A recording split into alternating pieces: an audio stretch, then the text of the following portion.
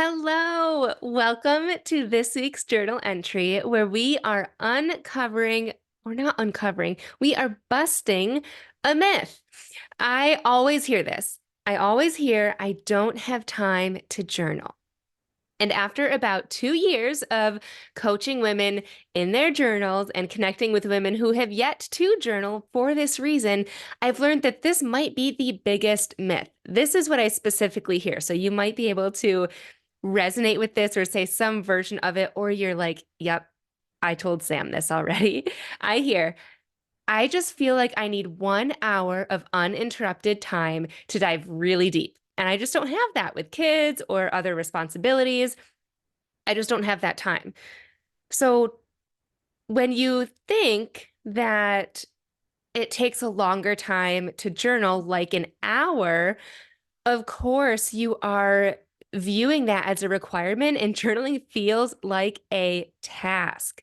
It feels like something you almost have to do, not something that you are excited to do. And I will say, journaling in the way that I prompt you through does take longer than than typical gratitude journaling. Typical gratitude journaling is like, think of 3 things that you are happy about today or that excited you. And at least I used to write, I am so grateful that the sun is shining. I am so grateful for my health and the health of my family. I am so grateful to be living by the ocean. And that was it. Like 30 seconds and done. And now I journal in a way that just makes me feel more. It makes me feel better. And I'm able to work through these bigger emotions or just thoughts that I have and questions that I have. And so it does take a little bit more time, longer than 30 seconds, but it definitely does not take an hour. I think the only time that I've taken an hour to journal was maybe 2 times. One, the very first time that I journaled, and two, the night that my ex-husband left. I remember he left at 2 a.m. and I just, of course, could not fall asleep. He left, for those of you that don't know, to drive down to Florida. And so that was like his moving day. And so I just stayed up and I just brain dumped. But when you think that it has to take that long and you need that amount of uninterrupted time, I would almost feel like a little stressed because you have a feeling likely that it might get emotional and you don't want to have to go through that before having to jump back into mom mode. Or you might feel like you don't want to spend an hour journaling because it'll feel like an hour wasted because you have no idea what to write. So in this episode, you're going to learn how long it really takes to have an effective journal entry. I'm going to share with you tips on how to actually view it as something that you get to do versus something that you have to do. And I'm going to give you journal writing prompts to get you started. And not just any journal writing prompt, a journal prompt flow that's going to feel really good. Jumping into the very first thing, how long does it take? On average, 15 minutes. That's it. An article written by Deepak Chopra, who is an incredible man if you don't follow him, he said that you can experience the benefits of journaling in just 15 minutes a day. And some people do write for hours, and maybe that's where the myth came about, is that the people who write for longer are the ones who share more. But other researchers also say that journaling for at least 15 minutes, 3 to 5 times a week, not even every single day, just 3 to 5 times a week, can significantly improve your physical and mental health. And I will say, once I started to journal consistently, I obviously felt the mental benefits like almost immediately, but I focused less on my physical health. I worked out less. I rested more. I just kind of ate what I wanted to eat, nothing, like I wasn't following any sort of nutrition plan, and I lost weight. I just felt like I was relieving the weight on my shoulders and I was losing weight while doing everything. It just became easier to get healthy. So while it doesn't take a full hour, it only takes the 15 minutes. If you are new to journaling, brand new, the easiest way to begin is to find a time and a place where you won't be disturbed and just start writing. So if you can find uninterrupted time, just 15 minutes worth, that is ideal.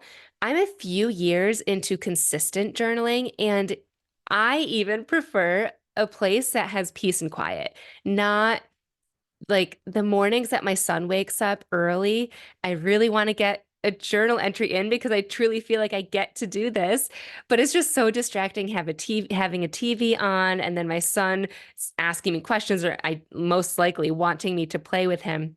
So if you can find that space for you. And then once you've got that space, here are some tips to make journaling even quicker, but no less effective. Okay. In fact, probably more effective than what you're used to, or if you've never journaled, than what you are thinking it could feel like. The very first tip is don't worry about spelling or grammar. This is something that I never really stumbled upon, but this is probably the second biggest hang up. The first hang up is the time that it takes to journaling. The second hang up, people don't start writing because they fear that they have to write perfectly, that it has to be pretty handwriting, that the grammar has to be perfect, that the spelling has to be accurate. Just remember, you're writing for yourself and no one else, and you don't even need to go back and read it. I always have misspelled words, and I'm writing so fast sometimes just because my brain is going quicker that I join two words together and I write a word that is not a word and I just move on. It literally does not faze me. I only started noticing that when people started telling me that grammar is something that holds them back. And I was like, what? Release. Release. Next tip is start with a prompt, and I will provide one later on. But these really are great to get your juices flowing. If you do sit down and you're like, I have no idea what to write, a prompt is essentially something that you can think of to start writing.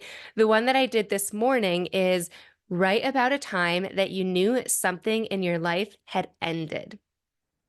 I loved that. I wrote about my divorce, but I could write about so many things, like just friendships in the past or jobs in the past, personality traits, right? I feel like I used to be bend over backwards and be this really bad people pleaser, and I don't feel like I am that anymore. So when was that shift in me? I think this is such a cool prompt. Next, lock yourself in a room.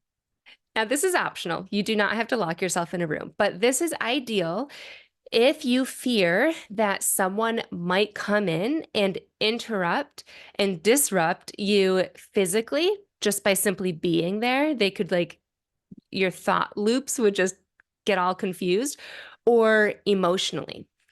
I actually did this the very first time that I journaled. I remember I was sitting on my couch in Manio, North Carolina, and I just had a lot going on in my brain. My ex-husband was sitting right next to me, and I was like, I am going to get up and I'm going to go journal. And he was just like, okay. So I picked up my journal and I went into our spare bedroom and I locked the door because I was like, I don't know what's going to happen. I have so much that I just need to brain dump, and I don't know if I'm going to be happy or cry or what. I just knew I felt overwhelmed. So I locked myself in there and I did end up crying. And I was so grateful because I thought if he were to walk in on me journaling and crying, I just wasn't at the point where I could express how I was feeling or what I needed in that moment. So it just felt like my truly like a safe space. Lastly, I get this question a lot. Is it okay to type as a journal entry instead of writing? And typing meaning on a computer or on your phone, like the iPhone has a new journal app. There have been studies where writing is more effective because it truly allows you to slow down, to think more, and to process better, essentially. However, I believe any writing is good writing because you are getting things out of your brain and onto either paper or, a digital paper, let's call it. So, and also, if you have a lot of feelings, like if you feel like I need an hour to journal because I'm feeling this, and this, and then this happened, and then she said this, and then he did that, then I highly encourage typing because it is just so much that it's just kind of like spitfire in your brain, and it realizes like, oh my gosh, she's letting me out, she's letting me like say what I truly feel. And typing can just allow you to get it out faster, and then you can go back through and say, okay, when I wrote this, I felt some sort of way about that, and you can write about it in your journal physically later or another time.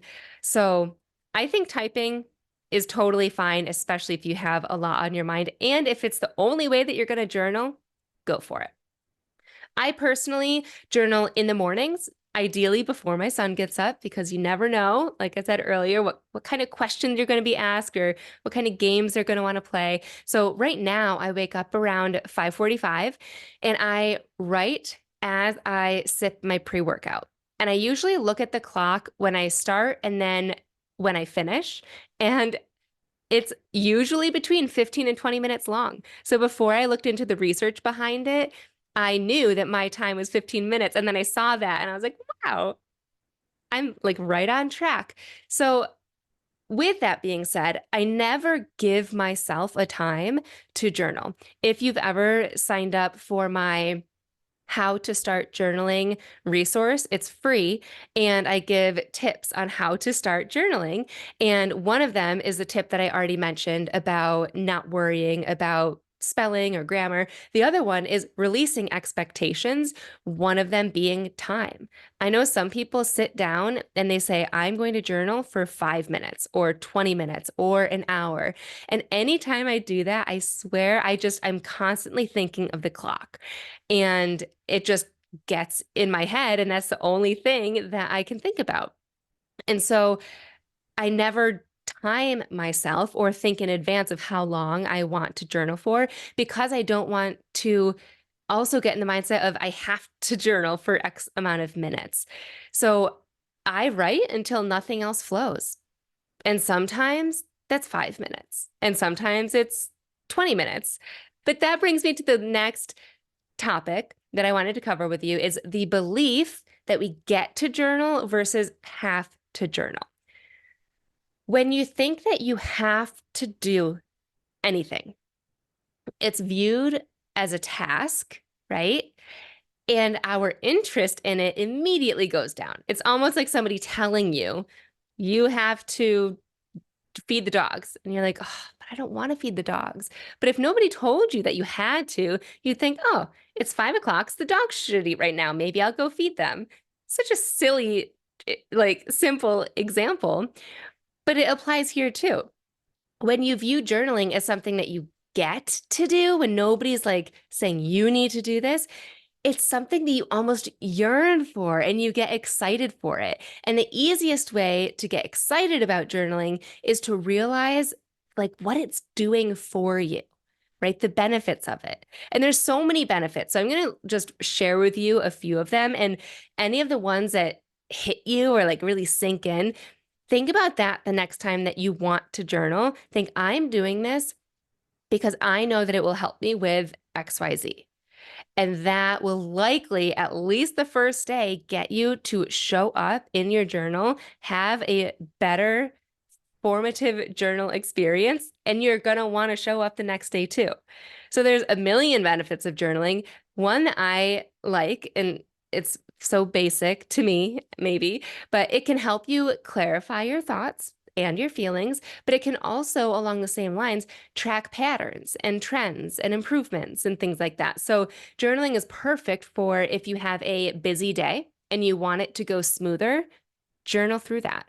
Or if you have tasks throughout the day that you're not necessarily excited for, you can journal through that and find a way to enjoy them more, or how to take them off your plate and to not feel guilty about that.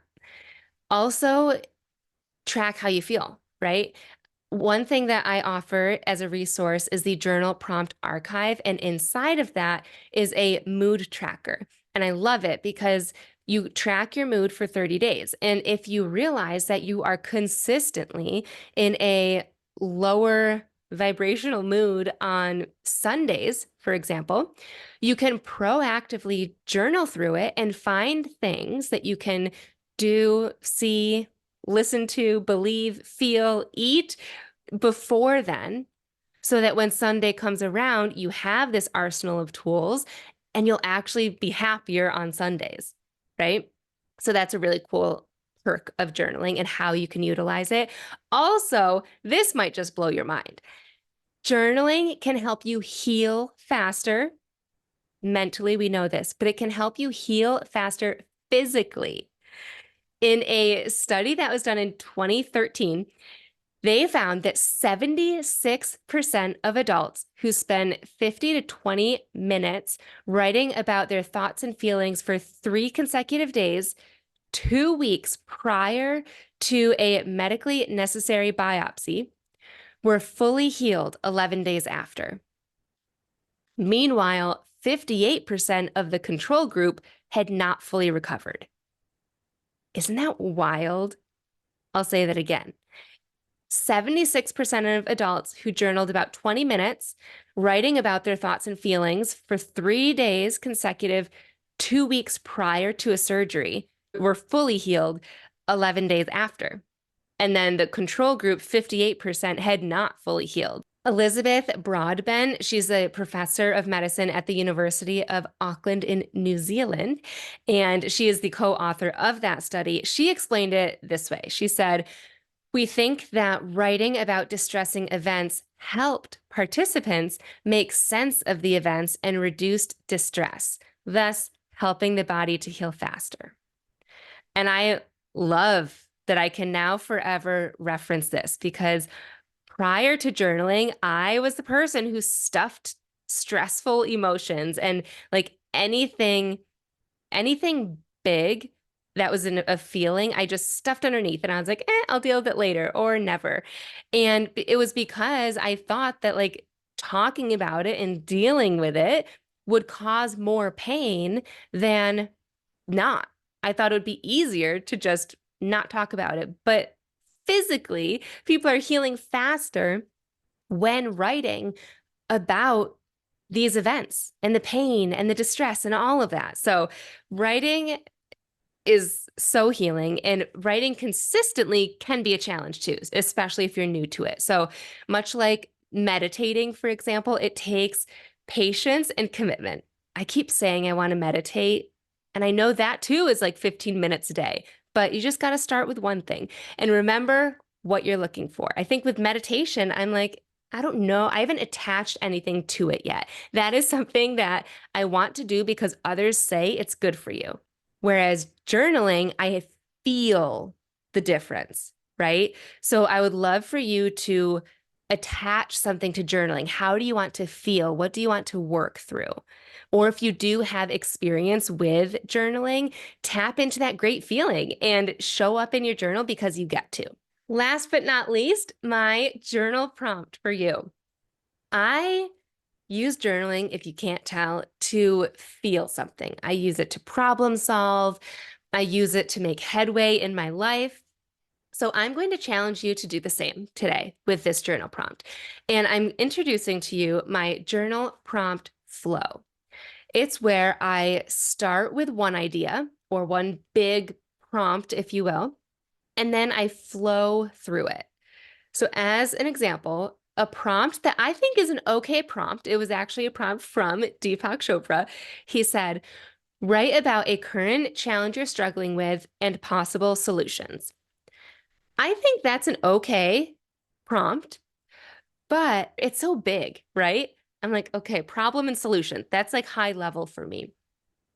And it feels really big. And so it's easier to flow through it one step and one emotion at a time. And I also think without doing that, in this prompt especially, you risk jumping to conclusions versus allowing yourself to feel what it truly feels and aligning with the best solutions. So here's how I would take that same exact prompt, but tweak it for a complete journal entry, for a transformative journal entry with a journal prompt flow. Write about a current challenge you're struggling with. And this could be an actual problem at work that you need to troubleshoot, an argument with a friend, an internal struggle, anything. So write about a current challenge you're struggling with. This is the awareness piece. Just write it out. That's the start. And then here's the flow. How does it make you feel? How is this showing up in your life? When did it start? Where are you coming from? Like, what is your point of view of this struggle? This is optional. Where is the other party, meaning the other person or the idea, coming from? Where's the other person coming from? What are the possible solutions? So does anything come to mind? And then what feels best? Which of those solutions feels most aligned for you? And then of those, what is the first step if you were to take an action today? So this is something usually small, like a conversation that you need to have, or an email that needs to be sent, or booking a reservation, or submitting paperwork, right? It's not this grand gesture of a huge solution. It's small steps that inch you closer, not just to a solution for your problem, but to feeling better throughout the whole process of the resolution. This flow is how I do all of my journal. Well, I shouldn't say all of my journal entries because all of my journal entries aren't this deep. I do give you permission to have days where you're just like, here's my to-do list. But you just learned how to quickly and effectively self-reflect and journal in a mindful way where you do feel an emotional release and you might even have some clarity. And then I also shared with you that journal prompt flow for when you do sit down and you don't want to spend an hour at your journal, you can utilize that. And if this is your first time journaling, you might spend an hour. I will share too, maybe this should have been at the forefront of this episode. One of my clients that was just in Emotionally Empowered, I was just reading through some comments today, and she had written, I think, 6 pages one time because she liked the prompt that I provided so much, and it triggered so much clarity and action steps for her. And she was like, 6 pages later, and here's what I discovered. So you will have days like that. And honestly, those days are really great too, because you feel so good afterwards. So now you know that really you just need 15 minutes and how to go about it. If you liked this topic, please let me know by commenting below with the word helpful, and also subscribe so you won't miss my next prompts and my videos with more journaling insights. And if you're also local to Western New York, I'm going to be hosting my first official in-person workshop on Saturday, March 23rd. Enrollment will open for that later this week. So if you comment below with any words, I'll reply with the link with all of the details. So you can just check it out, see if you'd like to join us. Thank you so much for watching, and I will see you next week.